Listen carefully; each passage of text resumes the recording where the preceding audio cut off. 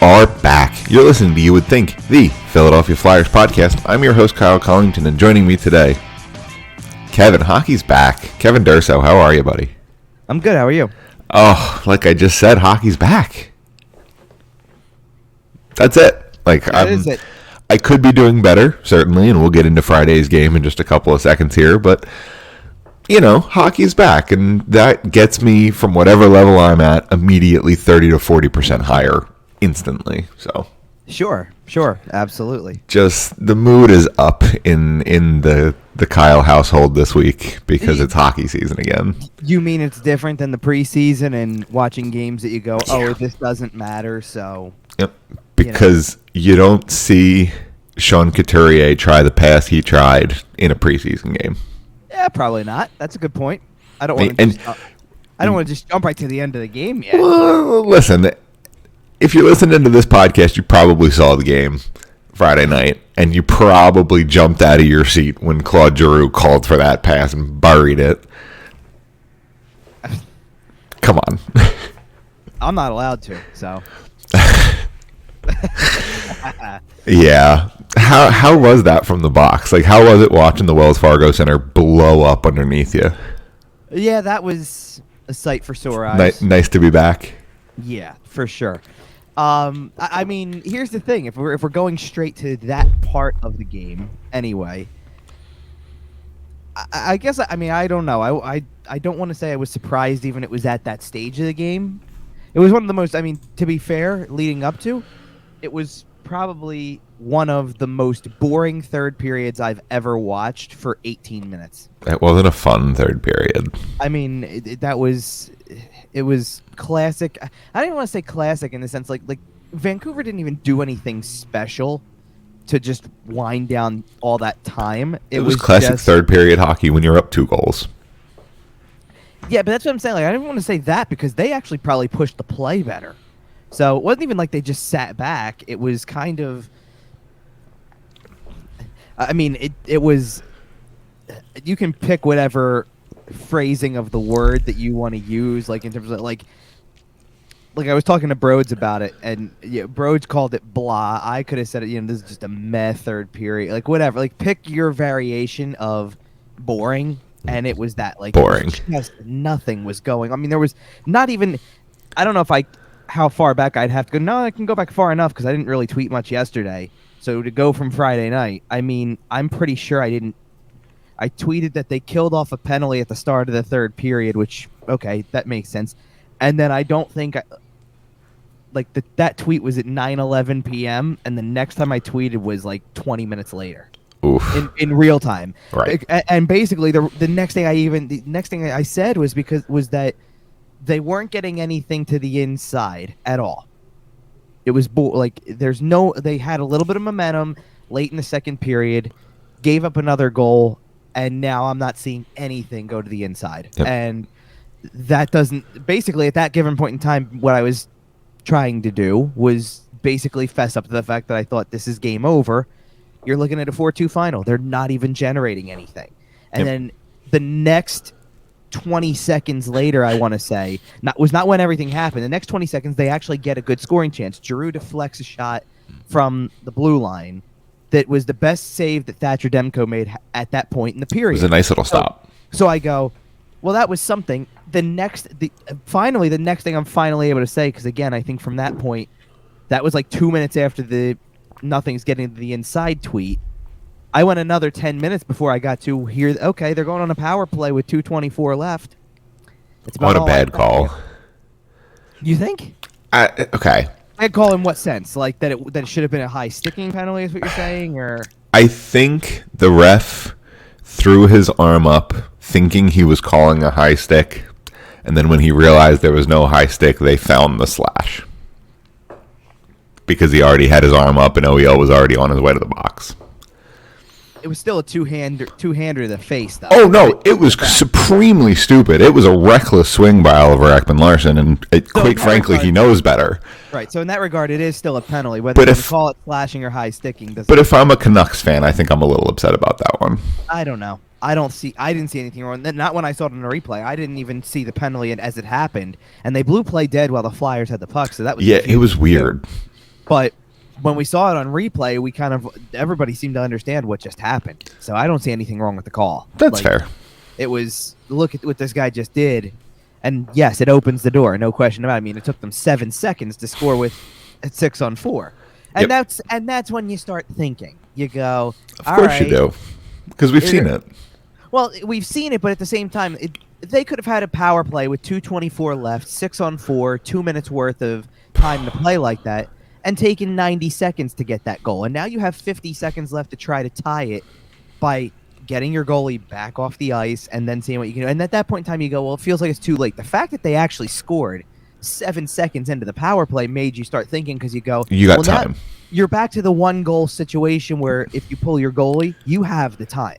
Now it's a much more standard comeback attempt. Right. Yeah. There's 2:17 to go, and it's a 1-goal game. This is a normal comeback time. Right. Right. You run this drill in practice all week, You try to. I get. You do and you don't, because you don't want to be in that situation, but you have to prepare for it. And then, sure enough, it happened again. I mean, it happened with. There was 1:12 to go, and the goal was scored, but they iced the puck with 1:32 left. Yeah, that and the icing was also a little. I've seen some fans upset about that icing call as well. I don't know about that. I mean, it's a shot. You're taking a shot at the open net, and you missed it wide by. Well, I think the argument is that I forget who it was, but I think somebody was arguing that they won the race. That the Canuck won the race to actually clear the icing. Nope, it's not that. I'll tell you what it is. They blew that icing so quick. I mean, I don't even know if they reached the hash mark yet. Oh, okay. So the player's arguing he didn't have enough time to win the race? Probably, because of the fact that what happened was that they called the icing based on look where he is, not where he is now, but I assume what they did is they looked at it's reckless. It's a reckless shot on the empty net, and they just went ahead and ruled it. But yes, we might as well just call it, right? But yes, they were going to lose that race if it went any further than it did. But they blew it dead at the earliest possible time. Okay. And now that you brought it up like that, I'm going, what could have possibly, it was a legit icing call. Right. From where it was played in, I'm going, it didn't deflect. It went wide. It's an empty net shot. Yeah, I think it's about the race. Then if it's about the race, then I do recall that. Yes, they blew that play really early. Right. Well, and the Flyers made them pay. Well, they did. And then look, if that's the case, if you're going to sit there and say there's an argument to be had that they just win that race anyway, then poetic justice later that they won the game in a shootout anyway. That is fair.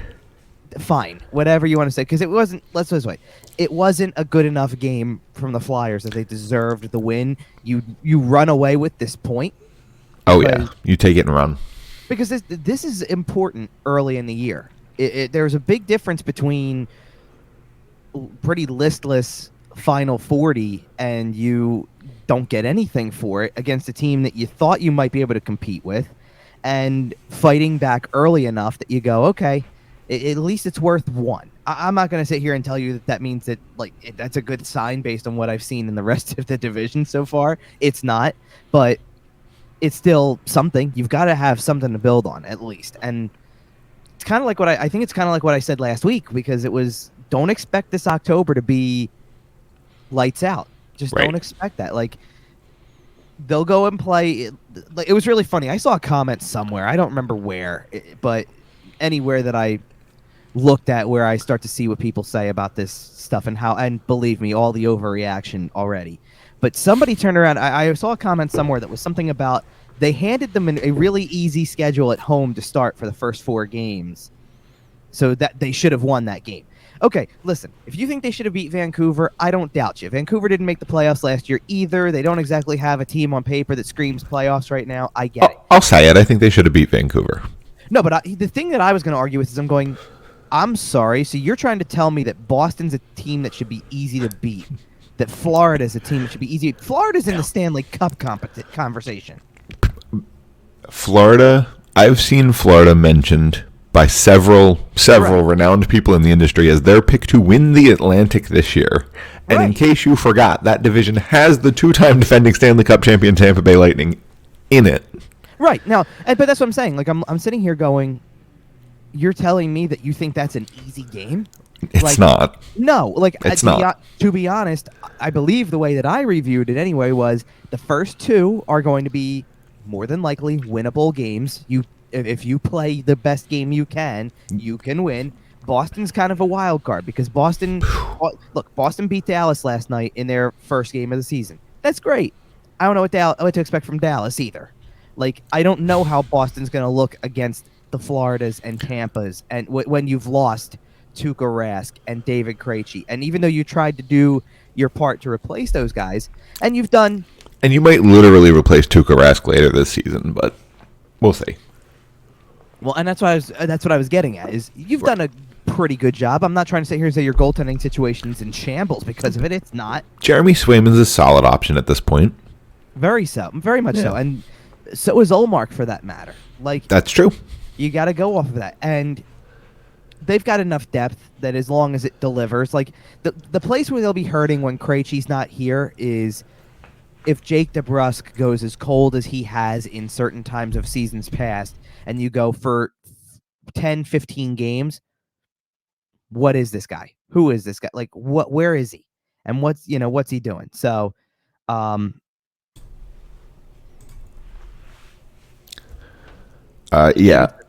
Like, it's that kind of conversation.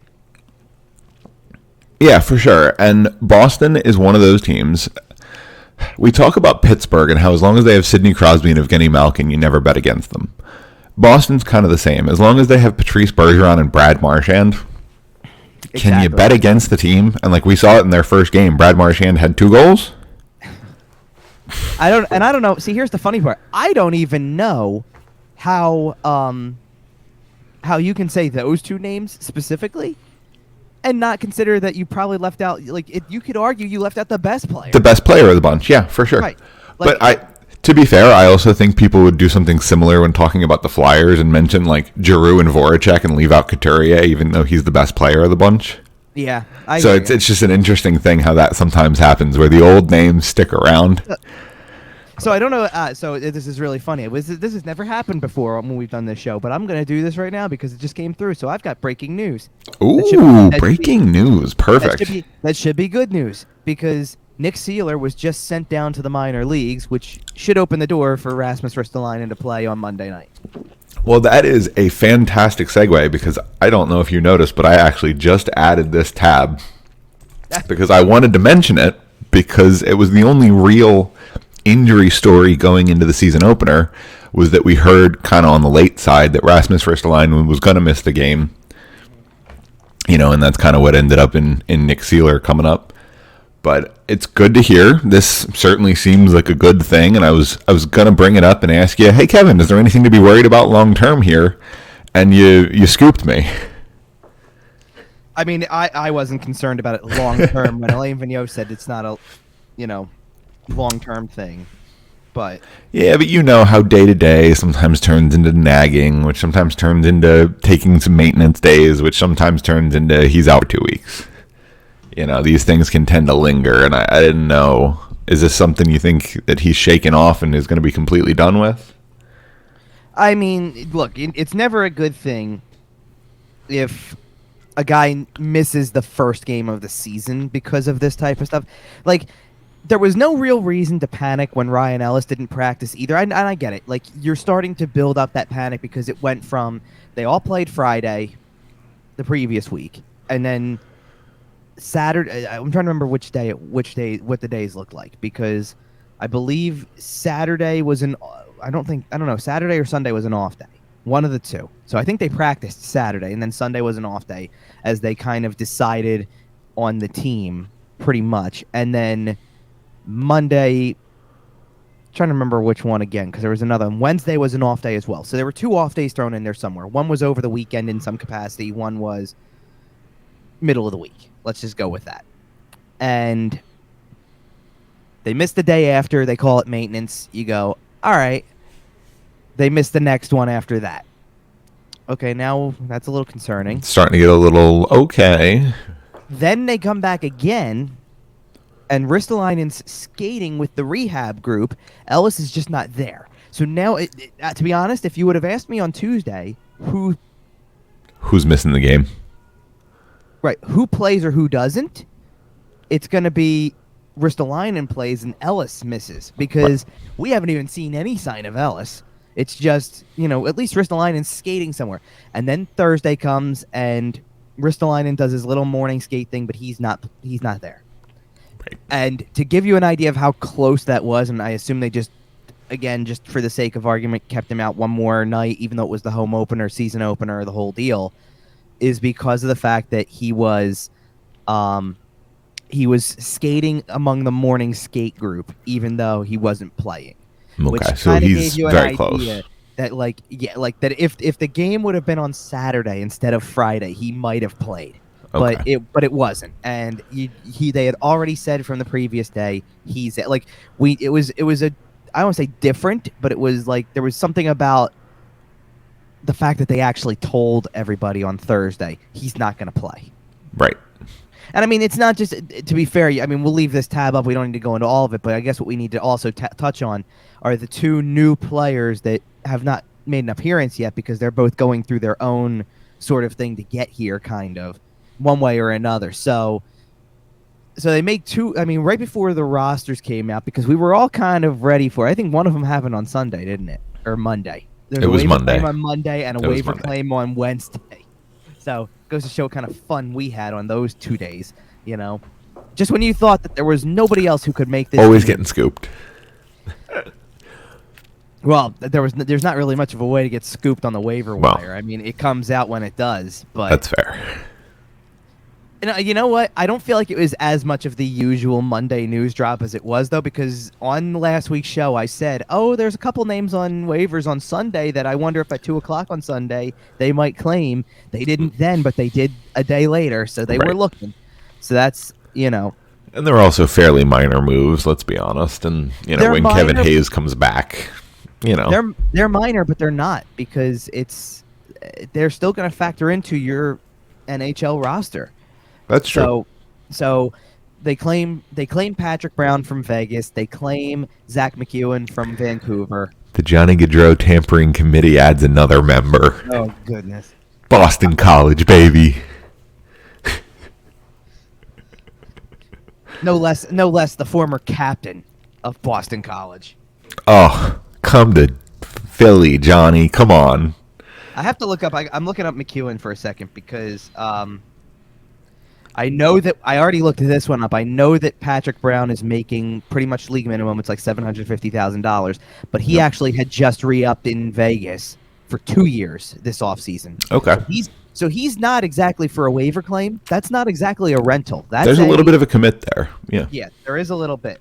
I'm checking to see what McEwen's situation is. Again, it's a low contract, so it's not anything crazy. It's $700,000, but they don't have room for both. Right. So let me see. Now his says 2 year as well. I'm just trying to see what year of the two it is. And his cap hit actually is $825,000. I'm sorry. So that 700 must have been from like the previous contract. Oh, okay. Okay, so he's in the last year of a 2-year deal. So that's the difference. That makes sense. So he has 1 year to go, and he's exactly. It's really funny if you put him on a line with depending on who else is on the line, I guess. But if you put McEwen on a line with Nate Thompson and I don't know, I guess insert player here because it could be Aube-Kubel. I was going to say it's probably Aube-Kubel, right? Yeah, but it could be him. It could be Brown. It could be It could be insert player here.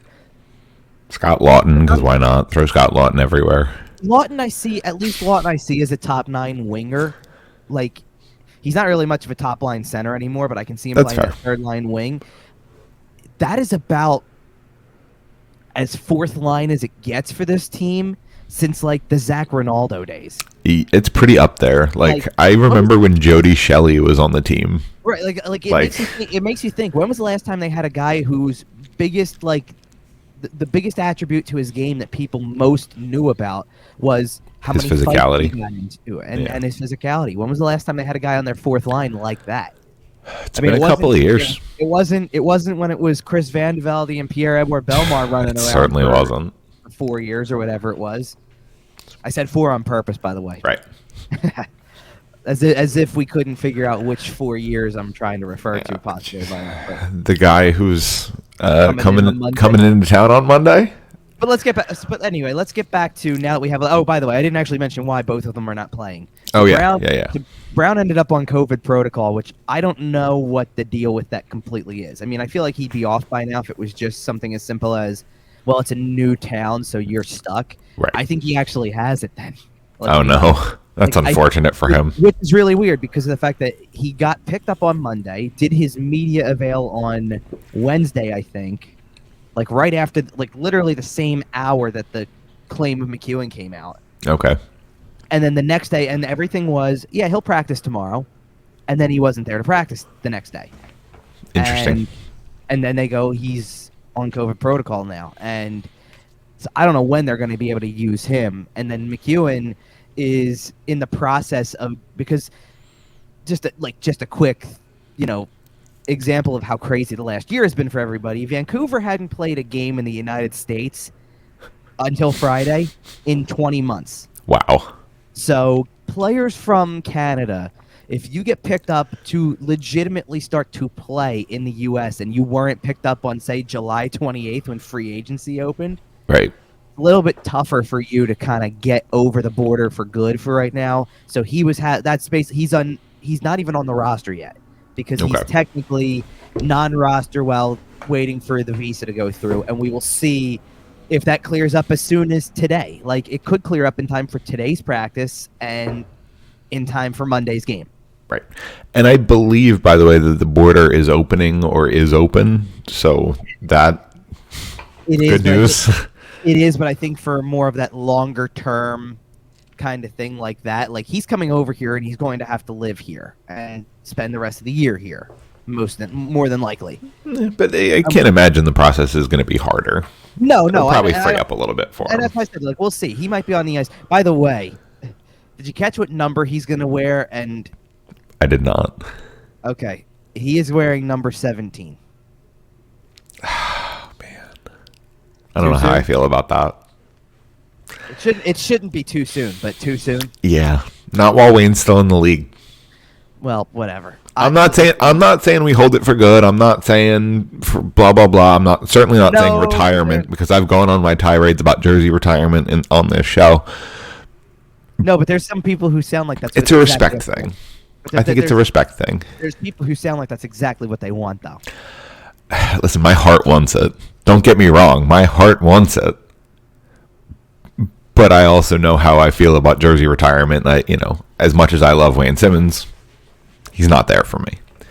You know what I don't understand, truthfully? So unless he picked that number because it is open and it is it's different because I don't know if he ever picked the number he had in Vancouver. Let's just okay. He wasn't if you got claimed off waivers the day before or 2 days before the new team's season begins, or on the same day that your team is supposed to be playing in their season opener, you didn't make the team, it means. Right.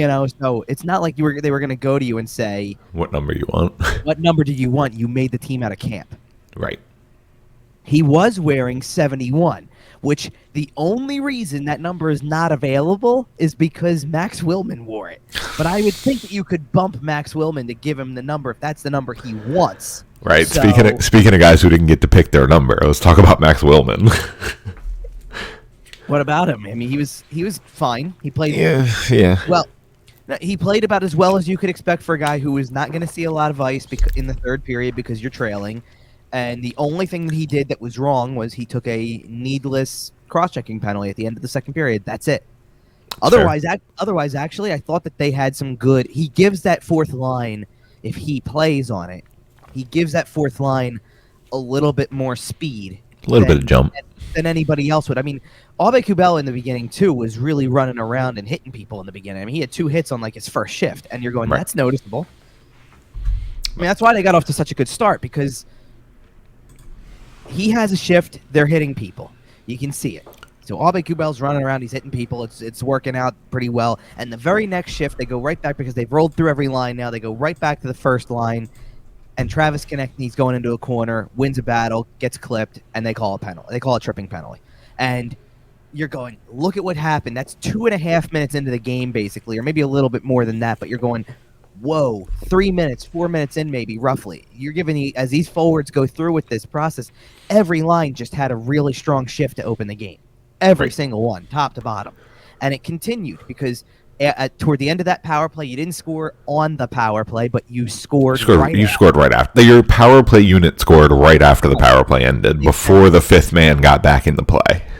Exactly. And not only that, but it's a good setup. I mean, you can't tell me that you're not excited. Oh, I'm so excited. For the possibility that as you watch, you go, look who's setting these up. Ryan Ellis is involved. Keith Yandel's involved. Cam Atkinson gets involved. It's like, okay. Like, they had 3 new... I mean, and Ristolainen didn't even play, so you can't even factor him in. And then you go down the list of other people who were in the lineup that were new, and you go, well, Nick Seeler, who was playing in place of Ristolainen, wasn't expected to put up points. No, certainly not. For the most part, he held his own just fine. He wasn't a liability defensively in that game. You know what I'm excited to see? Okay. And we saw a little bit of it in this game, talking about this first goal here. Power play trigger man Joel Farabee. He did pick up right where he left off. I mean, that right where he left off. I wanted to say it last week on our show, on our little predictions for 2021-22. I'm going to hit you with a hot one here real quick. Okay. Joel scores 30. That's fair. I mean, here's the thing. I'm pretty sure I went on another show this week with a couple friends of ours. Sure. Yeah, go for it. I was going to give him a quick shout. It's the Fired Up podcast. And I was asked who's going to lead the team in goals, and I said Joel Farabee, even though, listen, there's an argument to be made for a couple other guys on this team. I will say that. I mean, there is a part that because there's a part of me that goes, you don't even think of, like, you don't think of Cam Atkinson a little bit because of the fact that he's a new guy. Like, it's weird to say it that way, but like, we're so stuck in the last 5 years of the same group of leading scorers that you don't even think about the new guy who's known for shooting. Who's very good, right? Who's known for shooting first, and which is what makes his goal really impressive to me, because that's the goal scorer in him. I'm going to go to the slot. You find me. And when you find me, I'll just be in the right spot to get it on in net quick. That's all I'm going to do. Somebody said in the group chat, I think it might have been you, that was a Cam Atkinson goal. No, I don't. That wasn't me. It wasn't you, okay. Because to be honest, I didn't really say a whole lot in that, to be honest. Okay, but yeah, that's a Cam Atkinson style, Cam Atkinson goal scored by Cam Atkinson. It was, and I didn't even realize, and again, depth perception for me from upstairs is very different from watching it on any other angle. I didn't even realize the thing never even came off the ice. Okay. He basically flubs it in a way. Either flubs it or clips the stick of the defender that's right there. And the thing never got off the ice. But it came off of his stick and still came off of his stick, whether it hit another stick or hit his stick, hit the other stick to slow the momentum up, and it didn't do what he wanted it to, per se. Like, it's a shot that if you give it to him and it's clean, he probably roofs the thing.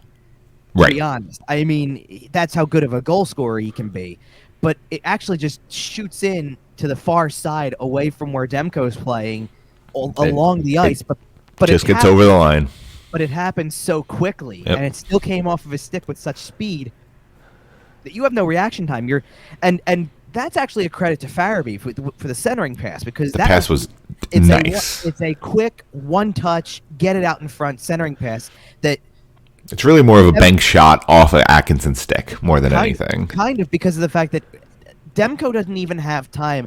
I love when I get to do. I mean, I'm not going to go full TNT here and get up and demonstrate, but I want a full John Madden telestrator.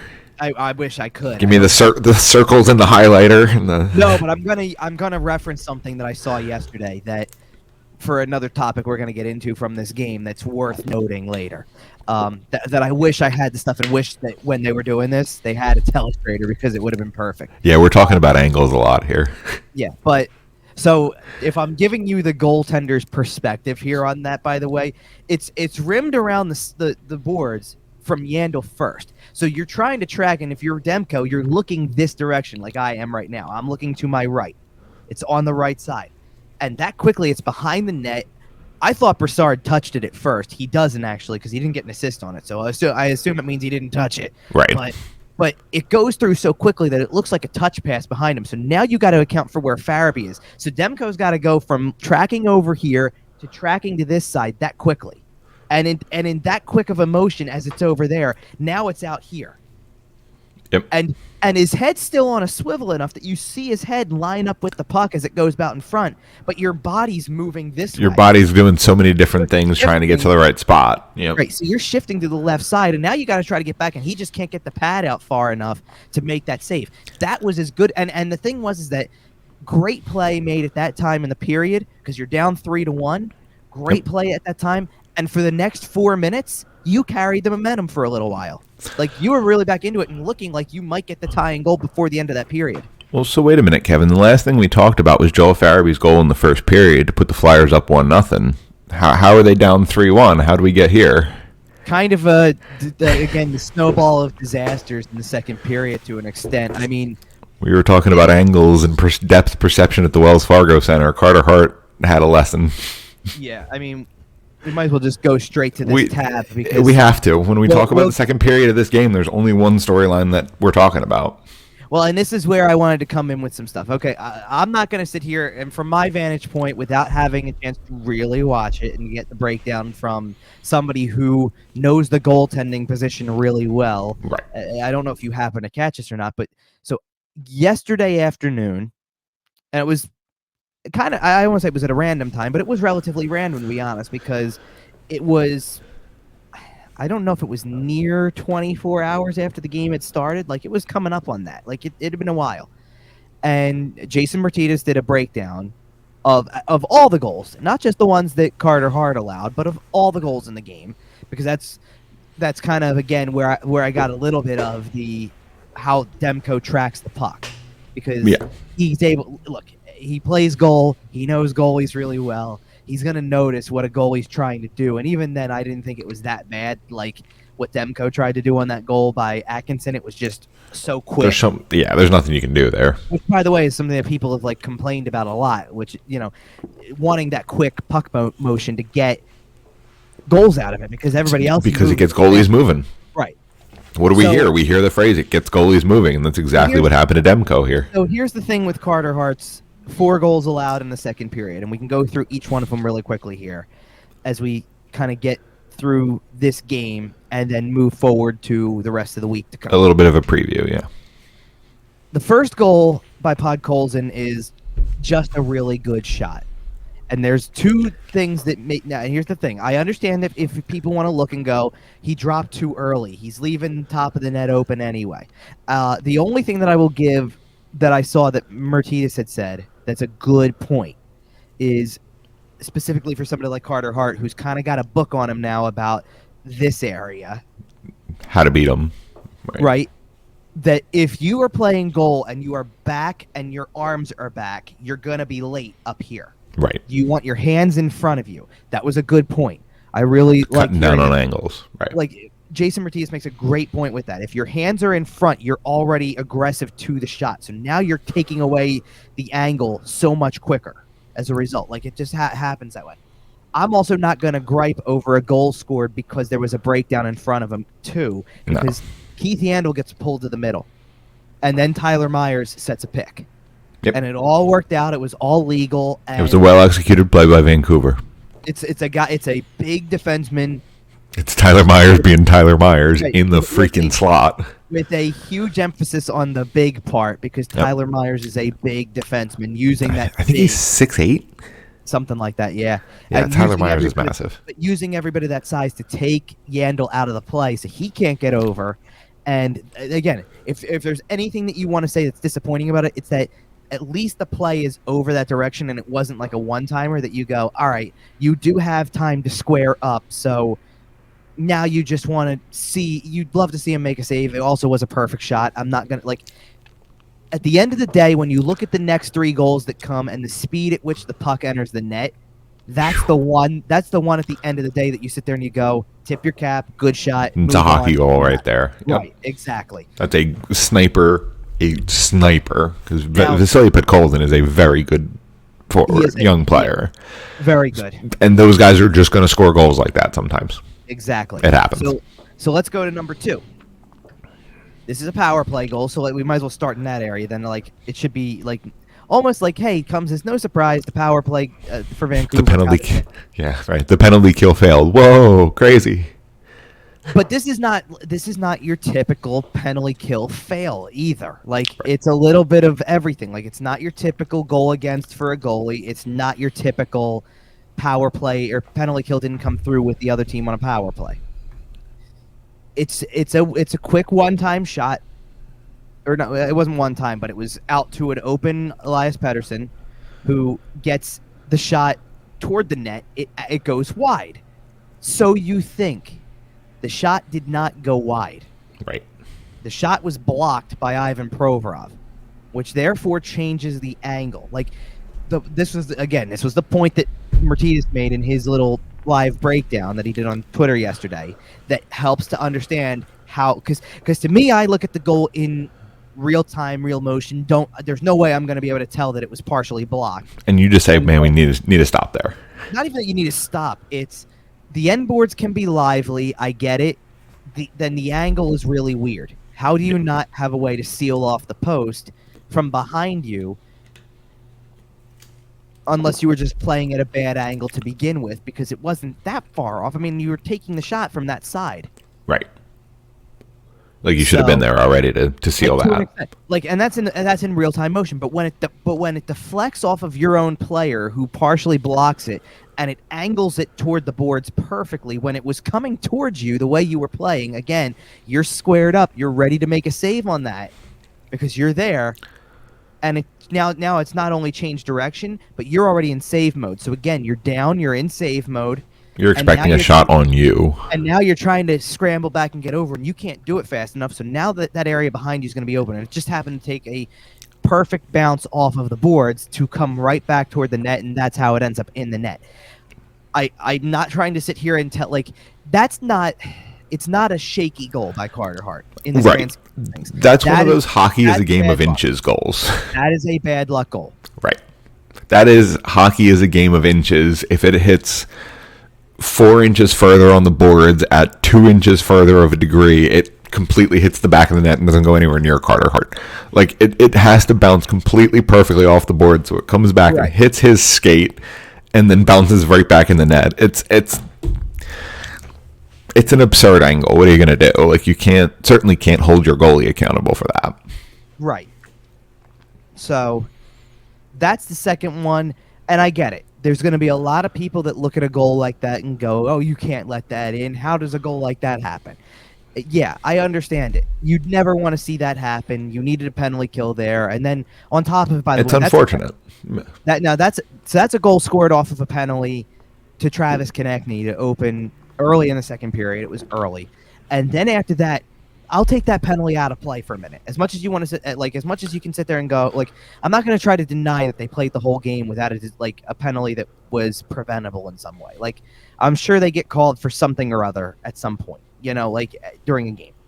But there were 2 more penalties later that period that are very preventable because the delay of game on Provorov is preventable. And then certainly while you're down a man, a too many men on the ice penalty is preventable. That's sloppy, and that is something that is forgivable in the preseason because that's just the cost of doing business in the preseason. But by the time the regular season comes, you need to get that worked out. That can't happen. Exactly, and that's really what leads to the third Vancouver goal. Yep. Because at the end of there's no fault of Carter Hart on that goal. It's a backdoor play where the guy is left open, by the way, and he actually makes a save. But he makes a save in such a way that it's at the middle of his body. Like, it's in front of him again. He didn't get it off, it's not the standard backdoor play where you're able to get it off the toe and then kick it to, like, a corner or kick it out or anything like that. It's off of the center of your body and in the crease again. So now you're a little scrambly in goal because you're trying to make it to recover, and you really don't have room to recover. Like you're kind of down and out in that spot. And while they're scrambling away trying to jam it wherever it is, because I don't even know if Alex Chason knew it was not under Carter Hart. I think he thought it was under Carter Hart, and one of the players who I thought did not have a very good game, Travis Sanheim tries to clear and just banks it right off of Chiasson anyway, and it goes right through and in. Yep. Unfortunate again. Right. So now you're talking another goal that it's not that it's preventable, but look, it's partially preventable because it's a 5-on-3 at that moment. So it's a 5-on-3, so you didn't have to be a 5-on-3. So you should. That's one part of it that's preventable. And then 2, you're just looking for a way to clear it in some way. It would have been nice if it would have gone to the corner. Maybe try to take away that pass in the first place. I mean, that backdoor pass was there. But again, it's 5-on-3, and you're doing what you can. It is, but you don't want it to be in that sense. If they go backdoor going cross crease a little bit, I understand that almost a little bit more. Like, this was from the circle toward the net. He's standing at the side. Somebody's got to be there. Like, you can take away that guy a little bit, especially if you can see them eyeing him up. Like, it wasn't like he wasn't looking at him for a couple seconds. No, that's fair. And then you get to the fourth one. The fourth one by far is the most preventable goal of the whole sequence. Probably the softest. Because at the end of the day, there are several problems on that play. First of all, I don't know how Travis Sanheim and Keith Yandel end up on the ice together, but that really shouldn't happen. Yeah, no. Well, that happens when Nick Seeler's in your lineup. I guess, but I don't think it was done. I don't think that was done by design. I think that was done like midline change, possibly. And you're just trying to, I don't want to say mix it up. You're just trying to get everybody off the ice as soon as possible. Right. And so Yandel isn't able to really hold his positioning because he gets beat along the boards pretty easily. Because he's Keith Yandel. But you almost okay. That's not the worst part of the play because all that really does is allow Vancouver to maintain possession. At the end of that sequence anyway, the only play that Pettersson has is, I'm just going to throw it from an angle. And I don't know if you noticed this after this, but after this little sequence happened that they get a goal out of it, they were shooting from all angles for the rest of the game. Yes. And they were just firing. And it was close to working a couple times. It sure was. But, so he just throws it from an angle. And right away, you see how it caught Carter Hart off guard. It surprised him. He looks like he's got it, but at the same time, and I understand that there were out there there was, I forget who said it post game, but somebody said they were surprised. I think maybe it was Cam Atkinson who said it. They were surprised they didn't get a whistle there. I understand that, but he didn't exactly. You're not getting a whistle there. He didn't exactly give away that I've got it. I just don't know where, but I've got it. Like, he knew he didn't have it in the most secure place. So even if it's buried under his skate like it was, he doesn't know he's got it, and that's not good. So it's just sitting there. And then after that, I mean, if you're Travis Sanheim and you're just going to let JT Miller walk in to go ahead and try to play it when you know it's loose too, you had to have an idea it was loose. You just got to be better awareness, better everything, and it was just a bad goal to allow. And that's the one that I think really kills you. You can live with the first one. When you really look at the second one, you go, that's just tough luck.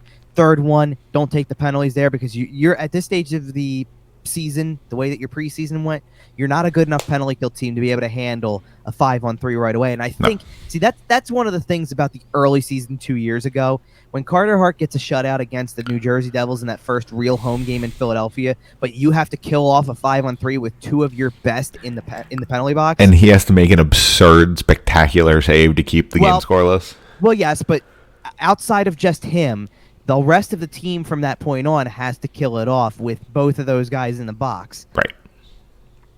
It made you start to think, wow, that's a situation where they probably allowed 2 last year. You're not wrong. This time, and granted, you gave up 1. All right, you gave up 1. It's, do you want to see it happen? No.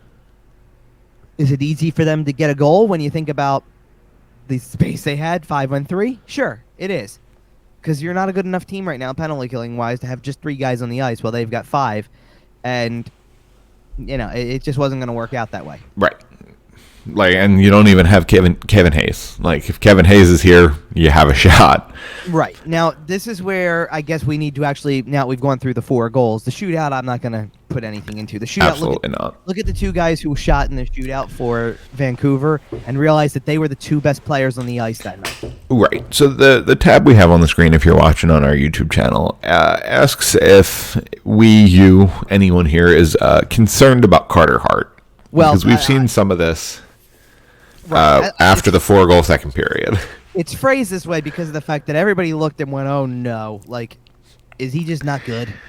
Right. Is he another in the long line of Philadelphia goaltending? I've already seen it bandied about, and I've seen comparisons, and it's just... I know. Guys, here's the thing. He's a child. He's like, 22 years old? 22. He had 1 bad period. He played really well in the third and overtime. He did. He was a little shaky.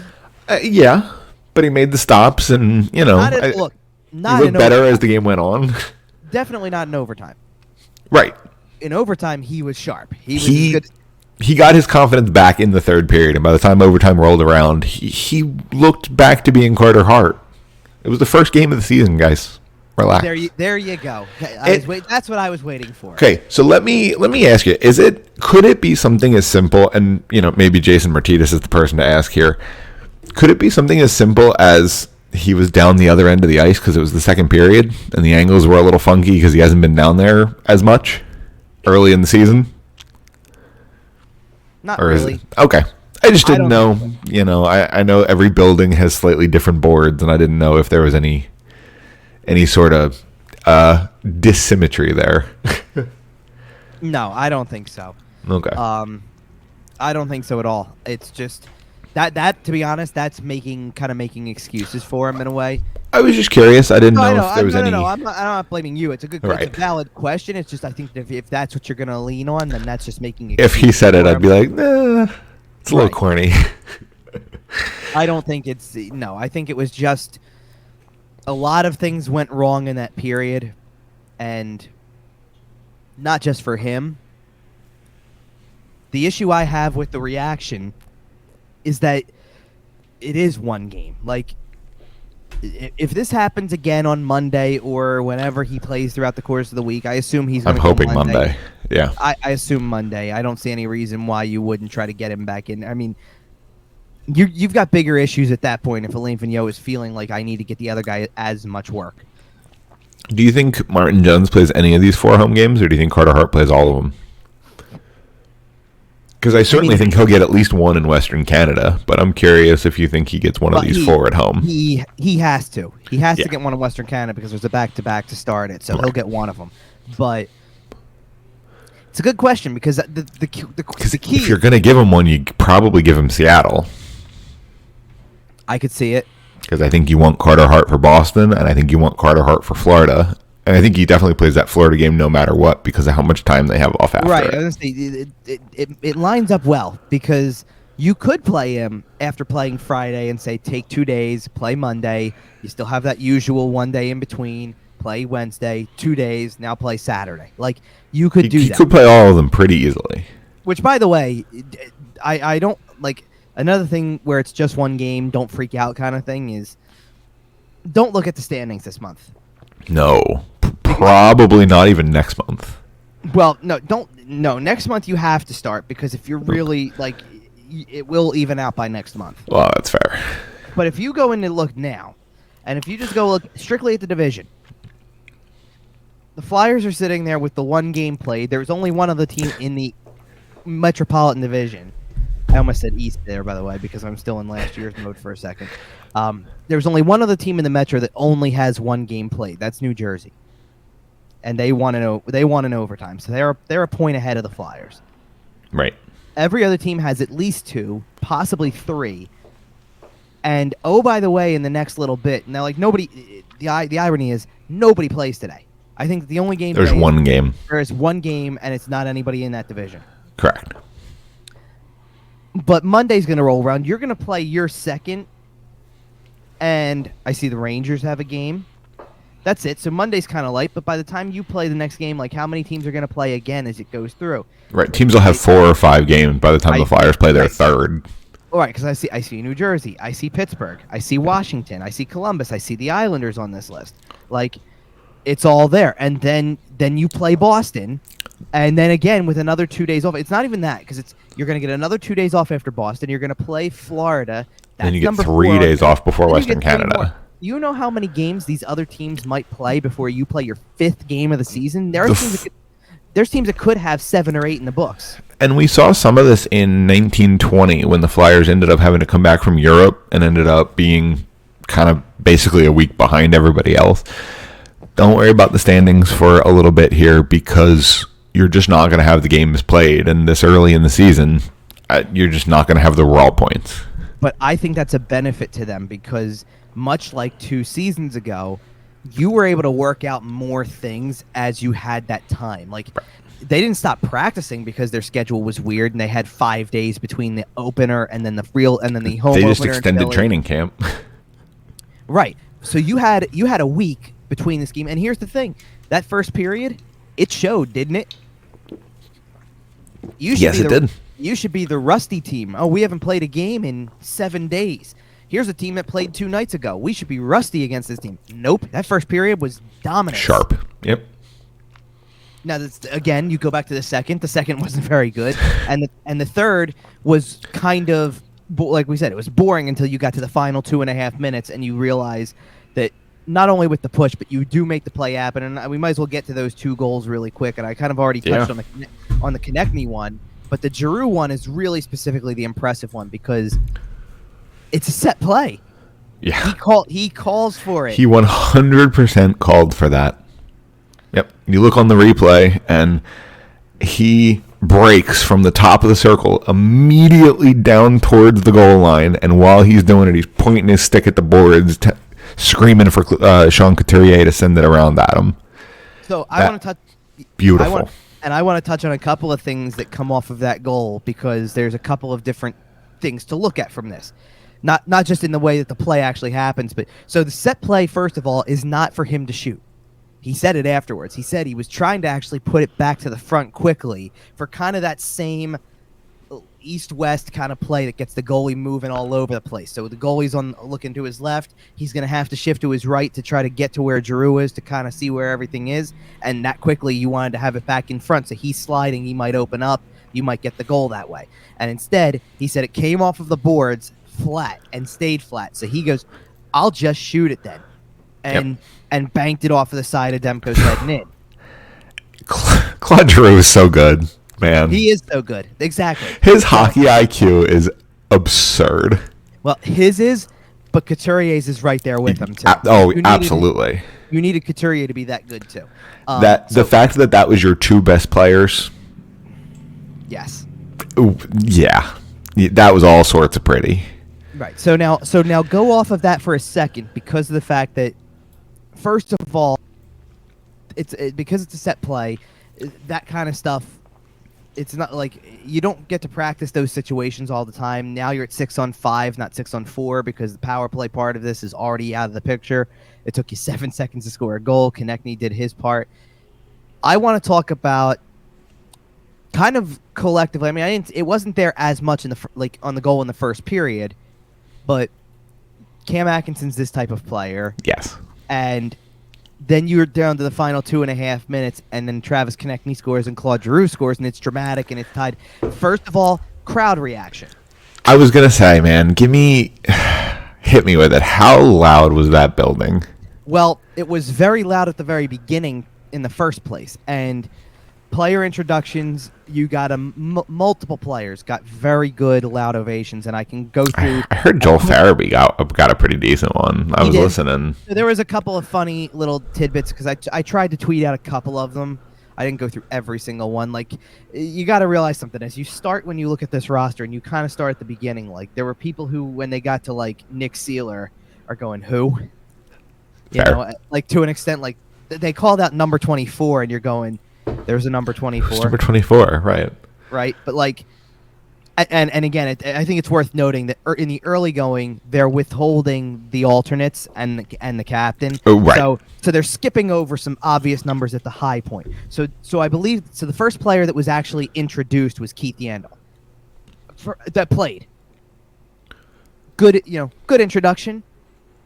Gets a nice little like ovation thing. Right. I think it was him. It was Sanheim. They jumped to Konechny, and then. God, who would have been after that? Like, I think after that was Brassard, and again, like Brassard's was mild. It wasn't anything big. They got to actual skating player-wise that skated onto the ice that was going to play in the game. Because I guess I should mention before they did that, they do trainers, coaches, etc., and they do players who aren't playing. And they introduced Kevin Hayes, and the building went nuts. I believe that 100%. And good, which was awesome because he had. Remember when I know we're going off of like a guy who's still in the organization in a way, but remember when Ian LaPerriere got that like ovation after blocking another shot with his face, or whatever, and kind of had a look on his face like, yeah, I feel you. I know that you respect me. I respect you right back, and it's like we're family. Kevin Hayes loves Philly, and Philly loves Kevin Hayes. Yes, but he had a look on his face as that ovation went up that was like, because everybody, everybody. That man shed a tear. Come on. Like, everybody knows the reason why the ovation was the way that it was. And it has nothing to do with the fact that it's like, oh, it's a shame you're not playing because you're hurt. Like, it's not that. It's, we know exactly what you went through, and everybody here's got your back. Yep. And he had a look that was like, yep, I'm with you. And on that note, I did want to mention that the Devils had a great tribute to Jimmy Hayes. I did want to throw that out there. Devils and Blackhawks, because they played each other in that first game. So they both, right. And both organizations happened to be ones that played, or that Jimmy Hayes played for. Yeah. And that was really cool. Really, really cool. So that was actually the biggest ovation up to that point. Was Kevin Hayes gets a big cheer from the bench. They introduce Sam Morin and Ristolainen from there as well, I believe. Ristolainen, to be honest, I don't remember the cheer that Ristolainen got because it was still buzzing from Hayes. Okay. And then they go to the ice and the play. Good timing on them. Right. But they go to the ice and it's mostly lukewarm, and then Oscar Lindblom comes out, and the building went nuts. Yeah. Okay. I'm trying to keep going in order here. So Van Riemsdyk comes out. They skip 28. Right. So now we've been into like the 30s. We're not in the 30s yet because they did the goalies at the end. Right. So they waited until the end for the goalies too. So I believe that like after that, I think the next player who's going to get introduced is Nate Thompson. Then you're into like the higher numbers again. So now you're into Justin Braun, Nick Aube-Kubel, Max Willman comes out. Getting close to some big names here. Right. And I get up in the 80s. Yeah, I'm trying to see because I tweeted out enough of them that I'm going to see if I can't find exactly who, because like Ryan Ellis didn't even get that big of a cheer, but it's because of who he followed. Right. Like that was the shame of it. Like. And also, speaking of Ryan Ellis, he came out as number 94, and I mentioned this in the group chat. It was weird not seeing number 93 introduced. It was strange, and I know he wouldn't have been introduced there. He would have been introduced with the captains, but you know what I mean. So, all right, there we go. So Ellis had a decent one. Ellis came right after Cam Atkinson, who got a very loud cheer for his first game. And Cam Atkinson followed Joe Farabee. Yeah, and Farabee had a good one too. Yep. So this is the funny part. So they do the goalies. Martin Jones comes out. It was kind of the same thing as like Brassard. It's not bad. Yeah, we're happy you're here, but no one's really that excited about it. Woo! I mean, it's the you'll have to win them over kind of cheer. Right. Like cool, you're here, but you have to win them over. You got to earn it. Carter Hart comes out next, and the building went crazy again. I mean, really loud. Good. The funny part is that after that, they go into the leadership group.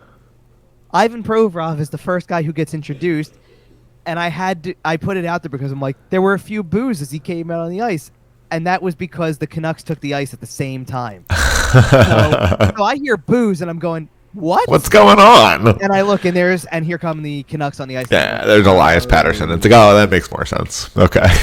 That's why. And then obviously after that, Couturier and Giroux come out, and it was all exciting and things like that. So already the buzz in the building was good just from that. Good buzz after the first goal or whatever. But I want to go to the second one because when Atkinson scores, this is where I really want to point out because I don't really recall like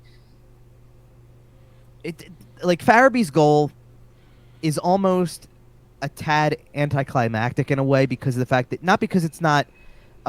Not because it wasn't on the power play or anything like that. It's a little anticlimactic because of the fact that what you really want to see eventually is... You want to hear that ping? Possibly, or you want it to be Claude Giroux's goal in the preseason. That, here's a big one-timer, net pops. Rocket. Big, right. Powerful shot, and it goes in at high speed. That's what you would have loved to have seen. And it was a deflected off a skate and creeped in, so it wasn't as... and for the game situation too, it's the first period. It's the first goal of the season. It is, but it's the first period, so it's it's not late in the game that you're getting hot. Not a whole lot of drama on it, right? Now go to when Cam Atkinson scores, and Cam Atkinson's like this anyway, so I'm not surprised by this. But here come the fist pumps, and Derek Brassard is celebrating as if they just won the game in overtime, possibly, and it's that's an element of the game that I love. The excitement of I'll hear about stuff I don't know, I don't remember if we've talked about this off the air or whatever, but I think I saw something about it on Twitter at some point, probably the Ovechkin kind of style thing where it's you've scored how many, my point is scoring a goal is fun. You want to celebrate. I know what it was. Now I remember what the hell it was. Somebody turned around and said that there was a thing that Mark Stone was upset because of the way that Morgan Geekie celebrated a goal for Seattle that tied the game in the third period. Sure. No, he did a stick twirl. I love it. Are you serious? You've never done anything to celebrate a goal before that would have gotten on the nerves of the other team. Right. Mark Stone, relax. Not to mention the fact that it's you've played, how many years did you play in Ottawa? And hey, you kids, get off my lawn. But how many years did you play in Ottawa? How many years did you play Alex Ovechkin or play, or now that you're in Vegas, how many times a year do you play Connor McDavid? You see the way they celebrate goals? Do they make it look like it gets old after they've scored one? No. Right. They have fun. Hockey is fun. You play a game for a living, and it made you a millionaire. But have at the fun. Same right. So, but here's where I'm trying to tie it back to the Flyers for a second. I don't feel like I really see that element that often. How many times does Claude? And I'm not trying to pick on Claude Giroux when I do this, but it's the easiest example. He's very serious. But how many times do you see him score a goal, and when he scores a goal, it's very businesslike. Sometimes it's passionate, but it's let's go passion, not goofy, not fun. I'm not even talking about that though, because you're almost talking about when he does that little fist pump at the end where he goes to the crowd. I'm talking about there are times where he takes that one timer, scores, and just does the sword back in its sheath kind of thing. Right back to the bench. Yep, scored. Let's just do fist bumps around the circle. Okay, cool. Let's go back and do the face off now. Been here, done that. Let's go. Right. To see Atkinson kind of leading the charge, but how many guys were fired up, fist pumps, sticks in the air kind of stuff, and then it really happened in the last couple, and there was other than maybe Travis Konechny, there wasn't a ton of excitement over the third one because we're not done here. We're still down, right? But Konechny was very... But man, Travis Konechny needed that goal real bad. Exactly. We talked about it last week. We talked about the fact that he needs to have a good season. He needs to bounce back. Needed that goal, and very much that was a half let's go, we're still in this game, and half the monkey is off of my back. I'm surprised he didn't literally do the celebration. Where you take the monkey off your back. We've seen multiple players do it. I'm shocked we didn't see it from Travis Konechny here. I think game situation comes into mind there too, where he just wanted That's fair. Because otherwise that was a very vintage Konechny type celebration where you're just the two hands really close to your body, yelling and screaming and stuff just screaming. But how about when Giroux scores and it's that typical late game fired up feeling? Giroux is celebrating more than he usually does. Konechny's all hopping up. Ivan Provorov is one of the few guys who has the traditional, to me anyway, the traditional hockey celebration with the two arms in the air like almost that perfect pose where he glides as he does, and then you've got the other one because Couturier is pointing at Giroux for calling the play. Like, what a call! And as a Flyers fan, in that moment, I knew they were losing in a shootout because I've just seen it too many times. Tie the game, pure elation. 30 seconds left, whatever it is. Yeah, we're losing this one in overtime. That's how it goes. I don't know if they would have lost it in overtime per se. Like, overtime's always weird. Shootout, I get it, but either way, I knew a loss was incoming, and one of these days we'll be good at shootouts. But isn't it good to see some real emotion here like that? Like, absolutely. This is what I wanted to see from some of the new guys, too, because I knew that Cam Atkinson was like this, and I knew that Ellis kind of has a little bit of this buried in. Brassard is very much like this, and I did not know it. Right. Like, you've got guys who are going to be like that, and Ristolainen apparently is a little like this, too. And he didn't get to play.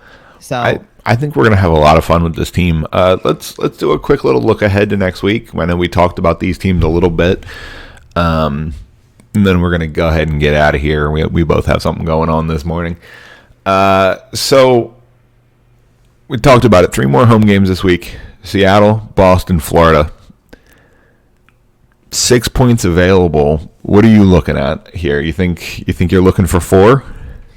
I mean, you should be, but I'm not going to try to jump too far ahead of the game on Monday because that's where you need to start. Like, got to get 2 there. You really kind of do in a way, and I mean, what you need to do more than just, it's not just hey, you need to get 2. Like, I don't want to just go that far. Right, it's not a must-win. It's the second game of the season. Right, there's not a must-win yet, and that's why I had said earlier, the getting 1 point out of this first game when you're down by 2 goals with under 3 minutes to play is huge. That's it. Because yeah. You need every point you can get in this division. You need every point you can get throughout the course of the season, and I would say in the beginning, you've got to take that for what it's worth. Like, you've got to take every point you can get. This is, I don't want to say, because look, you can't discount Seattle because they've already won a game. There was a distinct possibility that everybody kind of thought, well, that 4th game against Philly, they're going to come in, they'll be 0-3. Is that going to be the time? Is that the desperation game? Right. And it's not. Like, here's the thing. You have to look at this in 3. All you can do is look at it this way, and this is the way that I'm going into it looking at. This is a team that even though they're brand new, even though on paper people were kind of like, I don't get it, I don't see it, whatever. We all said the same thing about Vegas. Well, it's not that. I was going to sit there and say, here's a team that is 1-1-1, so they have 3 points in the standings so far, and every single game has been competitive. Yep. You've lost a game in regulation by a goal. You lost a game in overtime, and you won a game. Won a game. Yep. Don't expect anything different in Philadelphia on Monday night. I agree. A competitive game. Now, here's the catch from that. If you play a first period anywhere close to what you played against Vancouver, you might do what Vegas did to them, which is Vegas opened it up and took at least a 2-0 lead in the really early going. I don't know if it was 3 by the end of the first period. They did period. pick up a 3-goal lead at some point. Right. I just don't remember if it was because Seattle didn't score until the second period. Okay. So it was a while, but I think it was 2-0 in the first period, and then they scored another one, and then, but it was getting out of hand quick, and then they reeled it back in. Right, and then whereas the other 2 games they played, the Nashville game and the Columbus game, they were the team. Like the Columbus game, they had the first goal, were leading the game. Right. For most of it, actually, and into the third period, lost in overtime. The Nashville game, you're in that game the whole way. It's not. I mean, when you win a game, they ended up winning the game 4-3, but that's not what, like, they were actually up 4-2. Okay. With an empty netter. So they had a lead. Right. Clearly they had a lead, So don't discount this team. They're kind of playing with the misfit mindset a little bit. Absolutely. And as we saw with Vegas a couple of years ago, that was dangerous. Right. I mean, look, there's a lot of things that I don't want to. I'm trying not to jump too far ahead in the standings picture, like with standings and with the games that come up as this week goes on. But there are some records in the standings. Like, you can't base anything off of records in the standings because if you want to do that, then Buffalo's leading the Atlantic. They're 2-0. Yeah, that wasn't even where I was going to go. It's just as simple as that. Buffalo is leading the Atlantic, and they're 2-0. And no, but you look at, come on. No, but you sit there and you go, a team like Pittsburgh with no Crosby, no Malkin, has won 2 of their first 3 games. The other one was a loss in overtime. They've got 5 out of 6 points. That's annoying. No, I know, but you're going to sit there and go, there's that, and then there's the New York Islanders that are 0-2. Yeah, that's not going to stay like that. Right. There's Buffalo being 2-0. And Montreal being 0-3. And I don't know about Montreal. Montreal didn't have a great regular season and got into the playoffs anyway. They got into the playoffs, yeah. And then made a run, but right. They got into the playoffs, which is exactly why the point is getting to the playoffs. Yep. How about a team like Vegas who does have a win, but also has a loss and is dealing with injuries now? So through 2 games, they are at 2 points, and you've got a couple teams in front of you. Yeah. And even a team like, okay, here's another 0-2 for you. There are people out there that are saying, watch out for Winnipeg this year. Winnipeg's 0-2. Yeah. You can't base it off of anything. Right. And speaking of, and that's why when I'm looking at a team like Boston, right, they've only played 1 game this season, but they are still generally Boston, right? Not much has changed over last year. You lose David Krejci, you lose Tuukka Rask for now. But generally speaking, most of that Boston team is still together, and you expect them to kind of be floating around the playoff spots, maybe flirt with win the division, depending on how the Atlantic shakes out. Right. And then you look at Florida, and like we talked about it a little bit earlier, there are a lot of people's dark horses to win the Atlantic. This is certainly not an easy week. Exactly. And that's why, to an extent, this could tell you a lot about the team, but it also could be kind of one of those weeks. I mean, I would just approach the next game. Start with Monday against Seattle and go from there. You can't do anything more than that. If you're thinking about Boston on Monday, that's a problem. Yep. You can start thinking about Boston. You can start thinking about Boston the second the Seattle game ends. Not until then.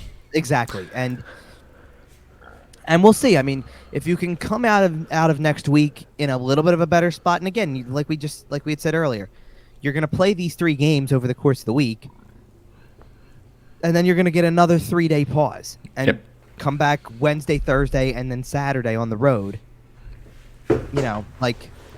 How much more? You're just not playing a whole lot in the early going. So the standings might not look the greatest. You've got it. What you need to do more than anything is, and it's not even the traditional game, but the Boston one's intriguing to me because of the fact that, at the end of the day, I remember watching, as I'm watching the Vancouver game on Friday, one of the things I kept in the back of my mind as it was getting closer to, as they get ready to tie it, is you go, there's no harm, no foul to taking a Western Conference team to overtime. No.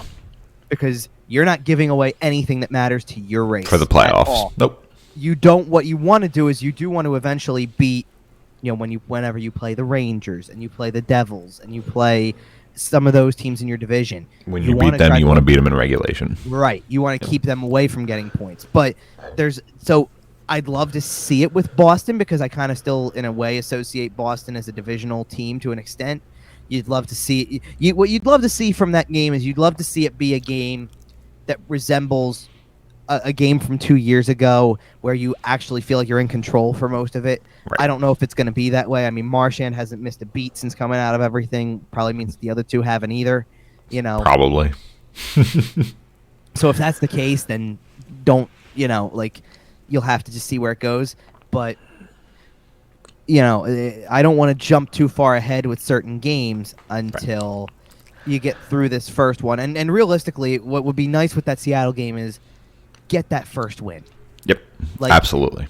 Get the first win so you don't feel like you're still looking for it, because the last thing I think you want to do is fall behind in that sense, where it's now you're behind after you haven't beaten Seattle, you hadn't beaten Vancouver, now you have to go and play Boston, Florida.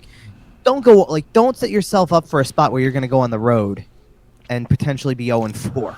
All right, Elaine, you hear that? I know you listen to the show. Your goal this week is to win a game. You can do it.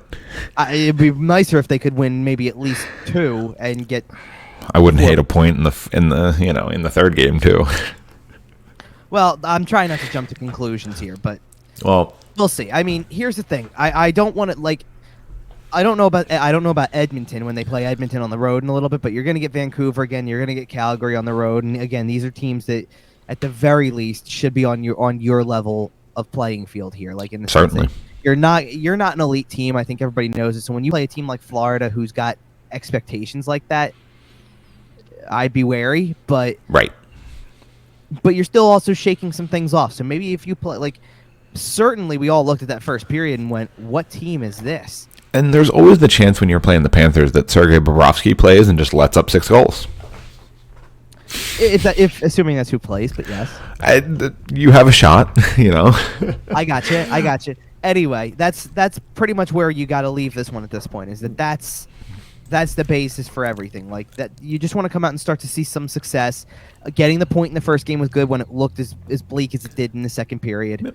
Now you did your job in the third period. You found a way to come back after like I said, a rather boring period for most of it, but you got there. Yep. And like you mentioned, that's a pretty good place to leave it. And we're gonna go ahead and leave you guys with this one. Make sure to follow the show on Twitter at YWT Podcast, and send us a subscription over on YouTube too. It really helps us out over there. You can also find us on Facebook, Instagram, Podbean, iTunes, Google Podcasts, and SportsTalkPhilly.com. Again, we talked about it a little bit last week, but that Flyers coverage is really kicking up. There was a takeaways article, there was a previews article, there all sorts of stuff over there from you, Kevin. Oh, and the graphics were back too, and lucky for me, I was able to be prepared with the one that I needed from a new guy in the first game. Love it. Cam Atkinson had a graphic. Perfect. And make sure to follow Kevin for the rest of those graphics. He tweets them from it's from Sports Talk PHL, or is that from Flyerdelphia? That's from Flyerdelphia. That's from Flyerdelphia. Okay, but make sure to follow his personal Twitter at Kevin_Durso also. For the better, for the actual better in-game analysis. For the analysis. Yeah, and chances are probably the first place I put out the other articles. Okay. Like I do it from my personal first, and then go to the. Makes sense. Anyway, all right. So until then, we got 3 games, and we'll be back in a week to talk about them. See ya.